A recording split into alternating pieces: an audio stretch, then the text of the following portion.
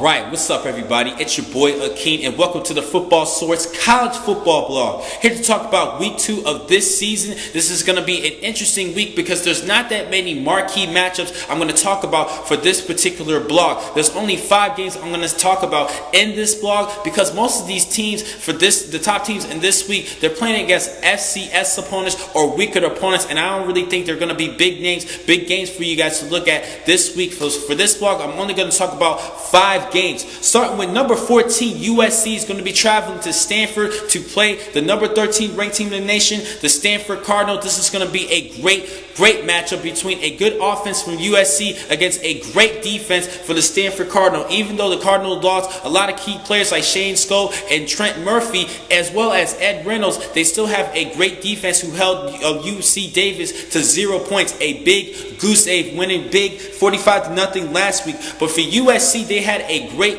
season opener against Fresno State in which they crushed the Bulldogs 52-13. Now they had 701 total yards of offense and led by quarterback Cody Kessler, who passed for just under 400 yards and 4 touchdowns. Now the key matchup in this game is going to be against that defensive line of USC against the offensive line of Stanford. The defensive line is led by Leonard Williams for USC, and Stanford's led by an anchor in the offensive line by Andrews Pete. That's going to be an outstanding matchup for you guys to watch this upcoming week. Now for this game, I'm going to have to go with USC in this one. I'm starting to have a little bit of faith in that Trojan offense getting back into great tempo. Now Javarius Allen rushed for over 100 yards last week against Fresno State. He's looking to do the same against this tough Stanford defense. Hopefully the offensive passing game led by Cody Kessler could work well, and to help balance that offensive work, combine good rushing and throwing the football against the Stanford Cardinal defense. And I believe that Stanford's going to have to depend more on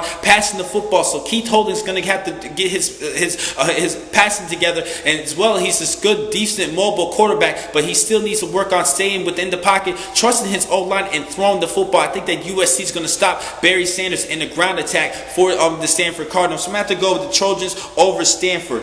Next game, East Carolina is going to be traveling to number 21, South Carolina. Now, last week, Texas A&M quarterback Kenny Hill exposed that South Carolina defense, and East Carolina has a great quarterback in Shane Carter, who's actually one of my prospects I'm going to be looking for the 2015 NFL Draft. Now, last week against North Carolina Central, he just passed for just under 300 yards and 3 TDs, but I still think because of that defense, that South Carolina defense, who has a lot of question marks, I'm going to have to go with East Carolina over South Carolina as my upset game of the week, my biggest upset game of the week. But the one thing that the Pirates is going to have a need for this particular matchup is for both freshman running back Marquise Grayson and Anthony Scott to do well in running the football to balance that offense, pretty much just like what Texas A&M did last week in that blowout victory, 52-28 at South Carolina. Now, I believe that Shane Carter is going to do well throwing the football, but they're going to have to balance everything out with running the football, and these 2 freshmen is going to have to step up this week. But I'm still going to go with East Carolina as my upset game of the week. Next game is going to be another upset for you guys.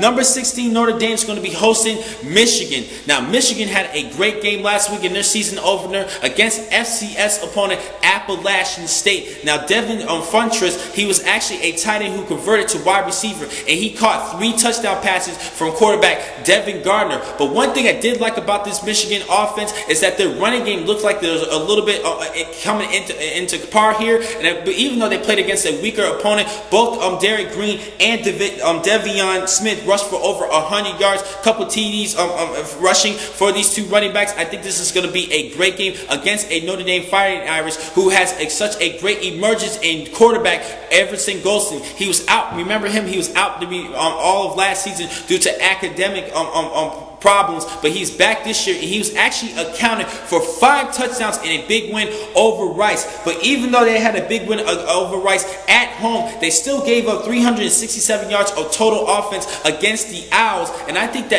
believe that because of Michigan has a better offense, I have to go with Michigan over Notre Dame to pull off this upset. So I have to go with the Wolverines. Next game is another upset alert. Virginia Tech is going to be traveling to Columbus to face the number 8 Ohio State.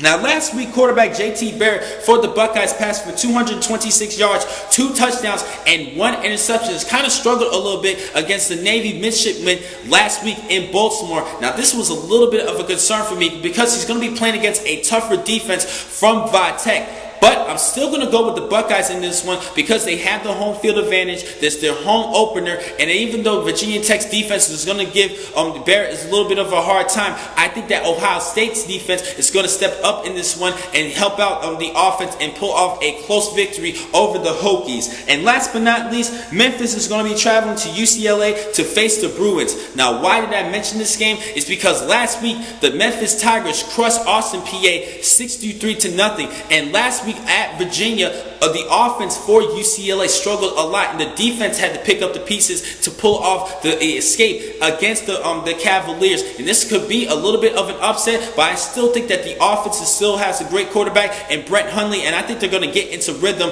in this matchup. This should be an easy win. Even though I said that last week against the Cavaliers, I still think this should be another easy win for the Bruins, and this should be a great win. I think they could win by at least 20 points in this matchup. So I'm going to have to go with the Bruins in this game. Now, I still have one more blog to talk about, one particular game, my game of the week, and I'll see you guys in just a couple of hours. I will upload my game of the week just in a couple of hours. Thank you for watching this blog. I'm your man Akin McCall from the Football Source. Be easy.